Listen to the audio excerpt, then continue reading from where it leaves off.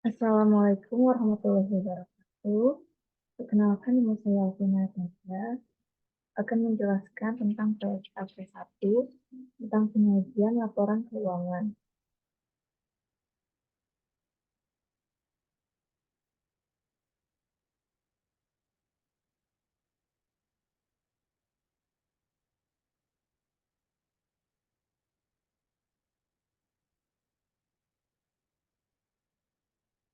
Dalam PSAK ini, topik yang akan kita bahas adalah pertama ada pendahuluan, isi pendahuluan itu ada tujuan, ruang lingkup, definisi. Lalu ada laporan keuangan. Di dalam laporan keuangan terdapat tujuan laporan keuangan, laporan keuangan lengkap, tanggung jawab atas laporan keuangan, dan karakteristik umum. Lalu ada struktur dan isi. Di dalam struktur dan isi ini terdapat pendahuluan dan identifikasi laporan keuangan. Kemudian ada tanggal efektif dan ketentuan transisi. Pertama, kita akan membahas tentang pendahuluan. Di dalam pendahuluan ini terdapat tujuan. Tujuan pernyataan ini menetapkan dasar penyajian laporan keuangan bertujuan umum atau General Purpose Financial Statements, yang selanjutnya disebut laporan keuangan agar dapat dibandingkan baik dengan laporan keuangan periode sebelumnya maupun dengan laporan entitas lain. Pernyataan ini mengatur persyaratan penyajian laporan keuangan, struktur laporan keuangan, dan persyaratan minimal isi laporan keuangan.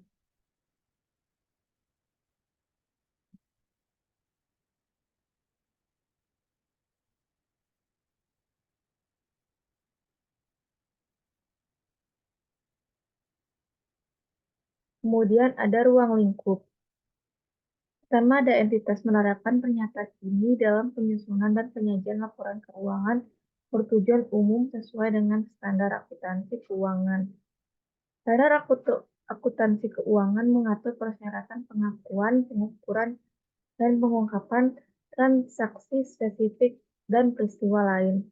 Pernyataan ini tidak diterapkan pada struktur dan isi laporan keuangan interim ringkas yang disusun sesuai dengan PSAK 3, yaitu laporan keuangan interim. Pernyataan ini menggunakan terminologi yang cocok bagi entitas yang berorientasi laba, termasuk entitas bisnis sektor publik. Serupa dengan hal tersebut, entitas yang tidak memiliki ekuitas bagaimana didefinisikan dalam PSAK 50 instrumen keuangan.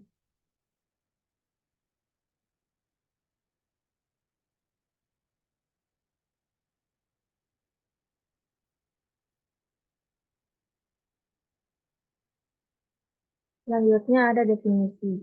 Pemilik adalah pemegang instrumen yang diklasifikasikan sebagai ekuitas. Penghasilan komprehensif lain berisi pos-pos penghasilan dan beban, termasuk penyesuaian reklasifikasi yang sudah diakui dalam laba rugi sebagaimana diisyaratkan atau diizinkan oleh standar akuntansi keuangan. Lalu ada penyesuaian reklasifikasi adalah jumlah yang direklasifikasi ke laba rugi periode berjalan yang sebelumnya diakui dalam penghasilan komprehensif lain pada periode berjalan atau periode sebelumnya. Lalu, di dalam standar akuntansi keuangan, ada pernyataan dan interpretasi yang diterbitkan oleh Dewan Standar Akuntansi Keuangan Ikatan Akuntan Indonesia dan Dewan Standar Akuntansi Syariah Ikatan Akuntan Indonesia serta peraturan regulator pasar modal untuk entitas yang berada di bawah pengawasannya.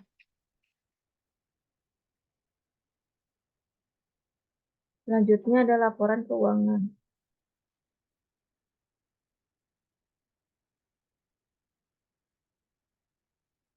Pertama ada tujuan laporan keuangan. Laporan keuangan adalah suatu penyajian terstruktur dari laporan posisi keuangan dan kinerja keuangan suatu entitas. Tujuan laporan keuangan adalah untuk memberikan informasi mengenai posisi keuangan, kinerja keuangan, dan arus kas entitas yang bermanfaat bagi sebagian besar pengguna laporan keuangan dalam pembuatan keputusan yang ekonomis. Laporan keuangan juga menunjukkan hasil pertanggungjawaban manajemen atas penggunaan sumber daya yang dipercayakan kepada mereka. Laporan keuangan menyajikan informasi mengenai entitas yang meliputi A. Aset, B. Liabilitas, C. Ekuitas, D. Penghasilan dan beban termasuk keuntungan dan kerugian, E. Kontribusi dari dan distribusi kepada pemilik dalam kapasitasnya sebagai pemilik, dan F. Arus kas. Lalu ada laporan keuangan lengkap. Laporan keuangan lengkap terdiri dari A. Laporan posisi keuangan pada akhir periode, B. Laporan keuangan dan penghasilan komprehensif lain selama periode, C. Laporan perubahan ekuitas selama periode, D. Laporan arus kas keuangan berisi kebijakan akuntansi yang signifikan dan informasi penjelasan lain, E. Informasi komparatif mengenai periode terdekat sebelumnya sebagaimana ditentukan dalam paragraf 38 dan 38A, dan F. Laporan keuangan pada awal periode terdekat sebelumnya ketika entitas menerapkan suatu kebijakan akuntansi secara retrospektif atau membuat penyajian kembali pos-pos laporan keuangan, atau ketika entitas mereklasifikasi pos-pos dalam laporan keuangannya sesuai dengan paragraf 40A sampai 40B.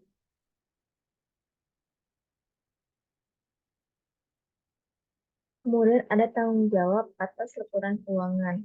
Manajemen entitas bertanggung jawab atas penyusunan dan penyajian laporan keuangan entitas. Lalu ada karakteristik umum. Karakteristik umum ini terdiri dari penyajian secara wajar dan kepatuhan terhadap standar akuntansi keuangan. Lalu ada kelangsungan usaha, dasar akrual, lalu ada materialitas dan penggabungan, lalu ada saling hapus, frekuensi pelaporan, informasi komparatif, lalu ada informasi komparatif tambahan, lalu ada konsistensi penyajian. Selanjutnya, kita akan membahas tentang struktur dan isi. Struktur dan isi terdapat bagian pendahuluan. Bagian pendahuluan ini terdapat pernyataan yang mensyaratkan pengungkapan tertentu dalam laporan posisi keuangan atau laporan laba rugi dan penghasilan komprehensif lain atau laporan perubahan ekuitas dari mensyaratkan pengungkapan dari pos-pos lain baik dalam laporan keuangan tersebut atau catatan atas laporan keuangan AK2. Laporan arus kas mengatur persyaratan untuk menyajikan informasi arus kas. Kemudian ada identifikasi laporan keuangan. Entitas mengidentifikasikan laporan keuangan secara jelas dan membedakannya dari informasi lain dalam dokumentasi publikasi yang sama. Lalu laporan posisi keuangan mencakup penyajian jumlah pos-pos berikut. Ada A. Aset tetap, lalu ada properti investasi, kemudian ada aset tak berwujud, kemudian ada aset keuangan, lalu ada E. Investasi yang dicatat dengan menggunakan metode ekuitas, kemudian ada aset biologis dalam ruang lingkup akan 69, lalu ada G. Persediaan, kemudian yaitu piutang usaha dan piutang lain, lalu I. Kas dan setara kas, kemudian ada total aset yang diklasifikasikan sebagai aset yang dimiliki atau dijual, kemudian ada utang usaha dan utang lain, lalu ada provisi, kemudian ada liabilitas keuangan, selanjutnya liabilitas dan aset untuk pajak ini, lalu ada liabilitas dan aset pajak tanggungan, kemudian liabilitas yang termasuk dalam kelompok lepasan yang diklasifikasikan sebagai dimiliki untuk dijual sesuai dengan nomor 58.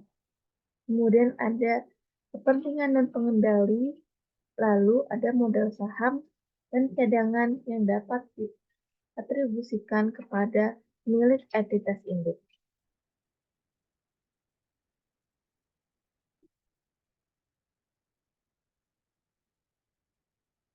Kemudian ada tanggal efektif dan ketentuan transisi.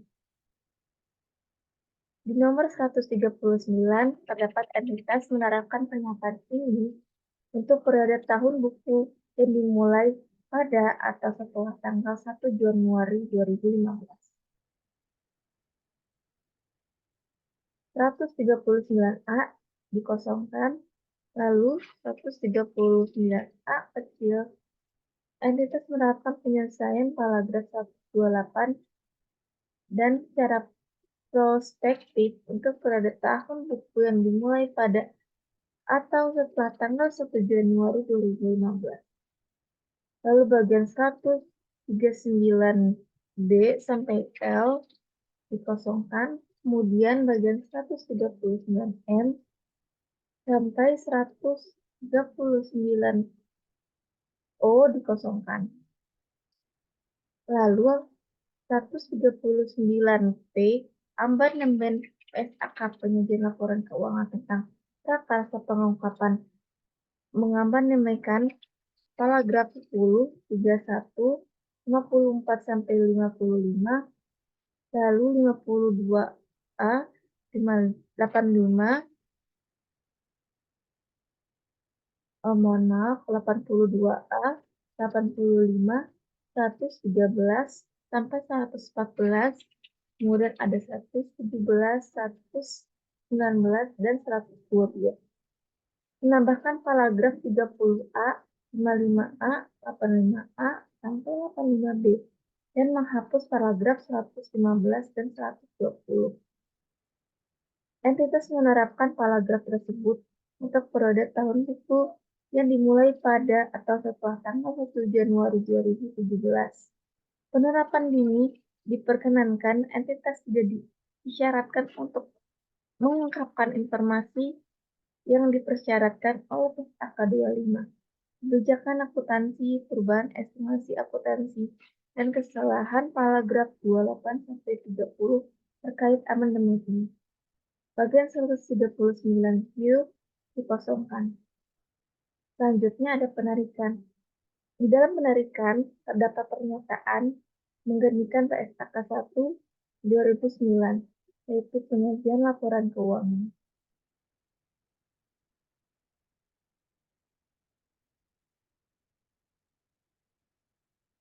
Sekian yang dapat saya sampaikan. Kurang lebihnya saya mohon maaf. Wabillahi taufiq wal hidayah. Assalamualaikum warahmatullahi wabarakatuh.